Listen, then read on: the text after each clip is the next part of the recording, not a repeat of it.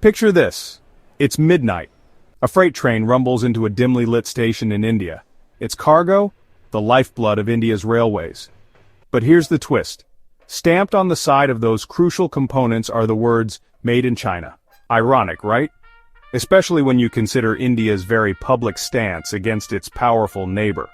This isn't just any delivery. It's a $200 million secret. Leaked documents reveal a hidden truth. India relies on China for its railways more than it lets on. This begs the question, what exactly is India getting from China, and at what cost? This isn't just about economics, it's about national security. It's about the delicate balance of power in Asia. It's about a nation grappling with its dependence on a rival. Get ready to dive into the intriguing world of India's secret railway orders. India likes to talk tough, especially when it comes to China. The Make in India campaign? A direct challenge to Chinese manufacturing dominance. The border skirmishes? A clear sign that India won't back down. But behind this bold facade lies a complicated truth. India needs China. Not just for cheap electronics or plastic toys, but for the very things that keep its economy moving: railway components. The government claims it's all about non-strategic goods, but leaked documents tell a different story. Axle bearings, train control software, specialized alloys, these aren't just random parts. They're the backbone of India's railway network. So, which India are we supposed to believe? The one flexing its muscles on the world stage, or the one quietly cutting deals with its biggest rival? For years, rumors circulated about India's reliance on Chinese railway parts. Opposition politicians whispered about it, industry insiders hinted at it, but the government always denied it. Then came the leaks. Internal government documents, stamped with confidential, painted a starkly different picture. Hundreds of millions of dollars flowing into Chinese coffers, contracts signed under the table. The truth was out. These documents weren't just embarrassing, they were alarming. They revealed the specific components India was importing from China. Components that, if faulty or compromised, could bring the entire railway system to its knees. Suddenly, the whispers on the tracks weren't just rumors anymore. They were a national security nightmare in the making. Remember 2020, the year the pandemic hit and the world went a little crazy? Well, for India and China, it was also the year things got really tense. Border clashes erupted in the Himalayas. India banned TikTok and dozens of other Chinese apps. The trade war intensified. It felt like the two Asian giants were on the brink of something bigger. Fast forward to today, and the tensions haven't fully disappeared. So, why is India still so reliant on Chinese imports, especially for something as critical as its railway network? The answer, as always, is complicated. It's about economics, politics, and a bit of history thrown in for good measure. India loves its railways. It's the lifeline of the nation, transporting people and goods across this vast subcontinent. But here's the catch. Much of it runs on Chinese parts. The government argues that India simply doesn't have the capacity to produce everything domestically. And they're not entirely wrong. Building up a self-sufficient railway industry takes time, money, and expertise. But there's another factor at play: cost. Chinese components are often significantly cheaper than their Indian counterparts. This makes them a tempting proposition, even if it means turning a blind eye to the potential risks. This dependence creates a strategic blind spot for India. It's like building a house on someone else's land. You might have the keys, but you don't own the ground it stands on. Here's the thing about relying on a rival. They have leverage.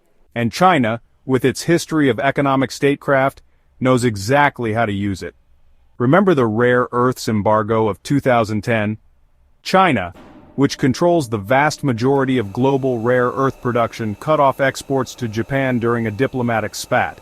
It sent shockwaves through the global economy and served as a stark reminder of China's willingness to weaponize its supply chains. Now imagine a similar scenario with India's railways. A sudden halt in Chinese imports could bring the entire network to a grinding halt. Freight trains stranded, passenger services disrupted, the economy thrown into chaos. It's a nightmare scenario, but one that India can't afford to ignore, especially as tensions with China continue to simmer. The leaked documents didn't just reveal the scale of India's dependence, they exposed the specific components at stake. Components that go to the very heart of railway safety and security. Axle bearings, for example, are crucial for train stability. Faulty bearings can lead to derailments with potentially catastrophic consequences. And guess what?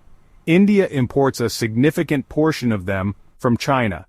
Then there's the train control software, the brains of the operation, responsible for signaling, speed control, and braking. Relying on foreign software, especially from a country like China, raises serious concerns about cybersecurity and potential sabotage.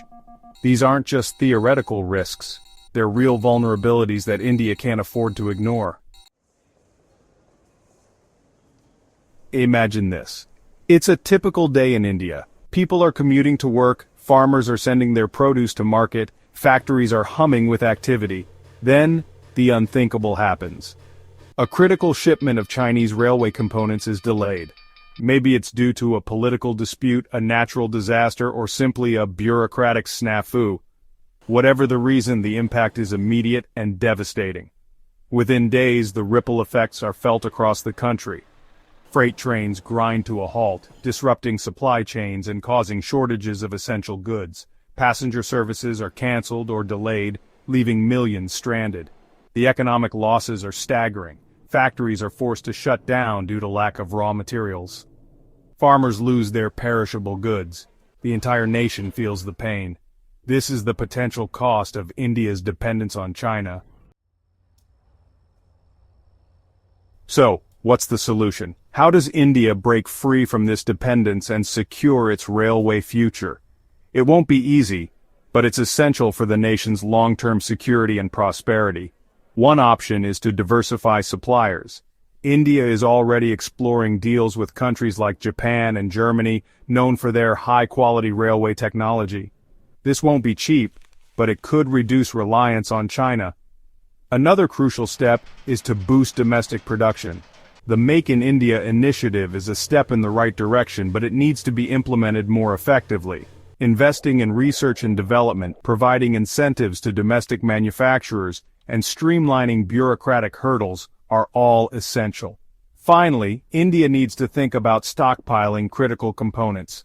Just like countries maintain strategic oil reserves, building up a reserve of essential railway parts could provide a buffer against short-term disruptions. Breaking free from dependence won't happen overnight. It requires a long-term vision, political will, and a commitment to self-reliance. But the stakes are too high to ignore. India's railway future, and perhaps its economic and strategic autonomy, depends on it.